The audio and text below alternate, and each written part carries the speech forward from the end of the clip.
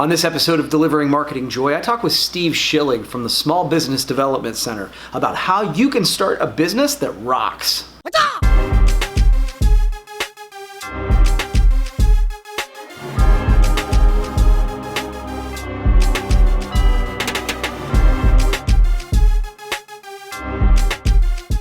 Hey there, and welcome to a brand new episode of Delivering Marketing Joy. I am your host, Kirby Hasseman, and joining me today is a rock star in his own right. I'm going to introduce him in just 1 second. But first, I want to give a shout out to our sponsor. We have a sponsor this week in commonsku. commonsku is an order management platform created by distributors in the promotional products industry for distributors in the promotional products industry. This is an easy sponsorship for me because it is a platform we use and it was a game changer for our business. I would encourage you to check it out. Just go to commonsku.com. You will not be sorry you did. So please do that.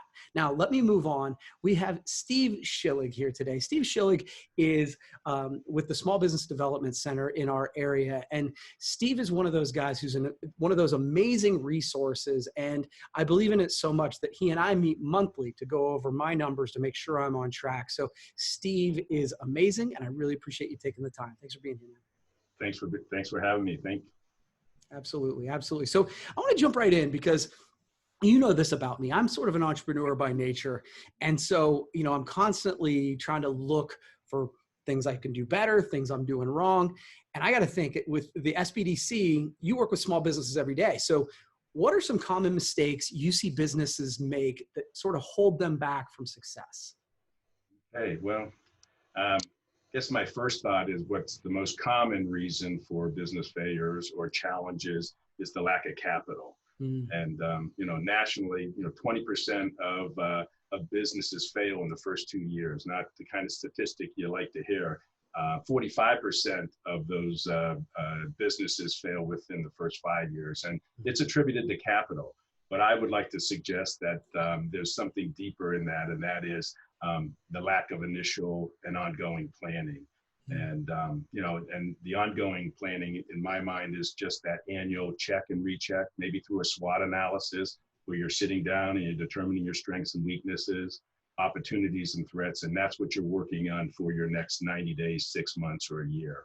I think that's very important. And it's certainly a way to stay on top of the business. I think business owners, and believe me, I want to put in a caveat that I have, no one has greater respect for the entrepreneur than I do. I spent 30 years in banking and now 12 years with the SBDC. And I'm on this side of the desk because of my lack of courage when it comes to risk taking. So I have even more respect than the normal person, I think, for the entrepreneur. But with that, I think the challenges that I typically see is that possibly an inflexibility with the entrepreneur. They're not willing to change. And, I point to Hasseman marketing several times today and in all my presentations because I think they have the model for certainly some wonderful attributes. But, in today's world, if you're dealing with the millennials and you don't have an opportunity for them to shop online or you're not mobile friendly, you're not hitting the market. And, that's where I talk about inflexibility. If you're a brick and mortar and you think you're going to survive that way, then you better plan on not selling to a very large portion of the consumer market. So I think entrepreneurs also are challenged because a lot of times they want to do it themselves. They started it by themselves and they want to continue doing it by themselves. Yeah. They're not always comfortable asking for help. And I think probably the last piece of it is that they don't recognize the resources available. And I'll just put a real quick plug in for the Small Business Development Center, the organization that provides confidential, no charge assistance.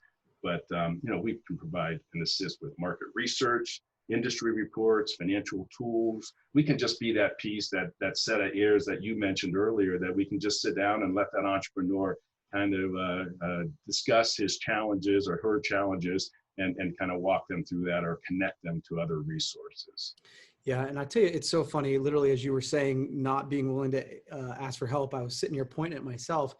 That is one of the biggest things I've had to overcome. All my life, I've said, if it's to be, it's up to me.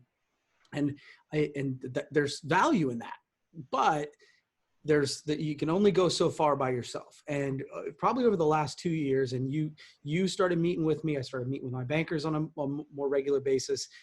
there are folks that just fill in the gaps that are just, that are not my strengths. Right. And and one of the things that you do for me is like, sometimes you'll be like, I'm asking, okay, is this a crazy idea? Just having somebody who is an impartial person to look at the numbers and say, no, this makes sense, is super valuable. So the idea of entrepreneurs not wanting to always ask for help, I totally get that. Totally get it. So what's one thing, because we talked about some of the ones that don't work, but what's one thing that you see that successful business owners do possess or just do? Well, I think it starts with passion, and you can't spend more than a couple minutes with Kirby Hasseman and realize that there's not passion there, in all honesty. But it's passion that gets that entrepreneur through those bumpy times, the peaks and valleys. They have to make their next payroll. They have to make a banking decision, whatever it is. That passion is what I think really gets them through that. But so that's clearly the number one objective or personality trait that I look for in an aspiring entrepreneur. Yeah, because it's totally true. I mean, the reality of it is doing what you love helps when, because not everything's going to go the way you think it's going to go. And you're right. You gotta have a purpose, certainly, to get up each day. So finally, I'm curious, this is one, and you and I've never talked about this, so I'm super curious to know what you think about it. Business plans. So, a lot of people in your sort of the SBDC, I'm sure, and bankers, they say you have to have a business plan. But you're seeing more kind of new age thoughts that entrepreneurs are saying, look, they're a waste of time. So where do you land on it? I'm guessing you like business plans. So why do you think they're important? I was trained for 30 years in the banking industry. So I'm going to tell you that the business plan is a very important piece. But I like to take a step back from that, because it's a conversation I have with, every client that walks through our door for the first time. But I like to distinguish between the noun and the verb. And what I mean is, if you're going to create a business plan and wave it in the air and say, okay, my business plan is done, and that's the last we address the business plan, then don't waste your time. But I talk about the action part of it, that it's very, very critical that you have identified all the segments within the business and determine that where you're deficient, where your strengths lie, are you going to hire around those deficiencies and to make sure that the business is successful. So I'm a true believer in the business plan.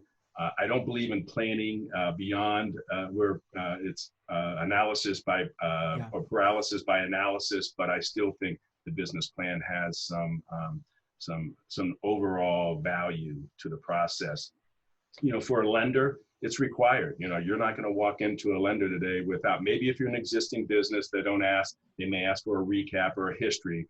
But generally, if you're in there for the first time, they want to know the story, where you were, where you're headed. And an investor typically wants a business plan because that's their commitment. You go to Kirby and Kirby, I want you to invest $10,000 in my business. Fine, give me a business plan. What that means to you is that this person's more serious than the person that just comes in and says, give me, give me, give me. So I think like I said before, I think it really forces you to look at all the aspects of a business. The typical, if you're going to go start a lawn mowing business, it's nothing to go buy a lawnmower and start mowing. But who's going to take care of the marketing and the promotion for the business? Yep. Who's going to invoice timely? Who's going to manage those employees when you start hiring employees? And we talked about the lack of capital being a challenge for any business. Well, guess what? If you're not planning on your funding needs, between, for seasonal reasons or even during the season, you can certainly face some real challenges. So I'm a proponent of business plans. I don't recommend 30-page documents, typically not needed, but I think a one-page summary of nothing more than outlining your strengths, weaknesses, opportunities, threats, how I turn those threats into opportunities and my weaknesses into strengths makes a lot of sense, and is what I consider the true business planning. Yeah, this might surprise you, Steve, but I agree with you. I of course, as the first time I did a business, I was like, gosh, writing this business plan's a pain in the ass. But what it did do is I was like, oh, I hadn't thought of that. I hadn't thought of that. And so really it's like, and we talked about this on the last question, is when you start a business, you're going to get kicked in the teeth. This is just a way for you to be proactive in that. Now, I'm with you. Don't spend the time, spend the mental energy, but you don't have to write 15 pages for each section. Right. Because they are all assumptions. and they are going to change as you go. So I think that goes back to your idea of flexibility too. So I agree with you. I think it's important to go through the mental exercise, but not get so hung up on it that you don't take action.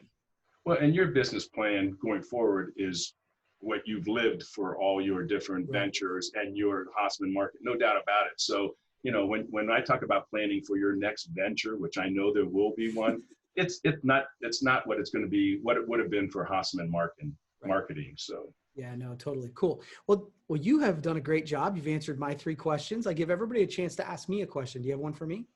I actually had 2, and okay, I really tried to balance them out, but I won't break the rules, and I'll stick with one. But I think I've shared this with you before, but I've been very impressed with your dedication to your employees and to the community, your zeal for the next project. So I guess I would ask, I talked about passion earlier. So where does your passion come from, and why are you such a good steward? Wow, super nice. Gosh, let's see. I would say, you know me a little bit. I'm a very goal-oriented person. So for me, it's about creating what I want and then reverse engineering on how to do it. The reality of it is, I think that I get a lot of credit. You talk about the stewardship or whatever. I get a lot of credit for the work that Amy does, my wife. And that's the truth.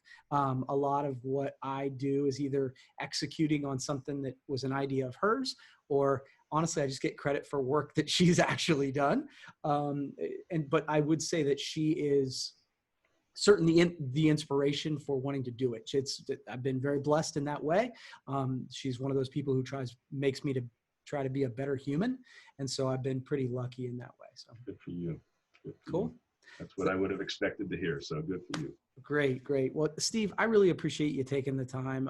I know you're a busy guy, and God knows you've been working with lots of businesses during this, the pandemic and all that sort of thing. So I do appreciate it. Just a reminder, the show today has been brought to you by commonsku. I am a user and I am an endorser. So I would check them out at commonsku.com. You won't be sorry that you did. Steve, once again, thanks so much for taking the time, and we'll have to do it again. Okay. My pleasure. Thank you very much. All right. That's going to wrap up this edition of Delivering Marketing Joy. We'll see you next time.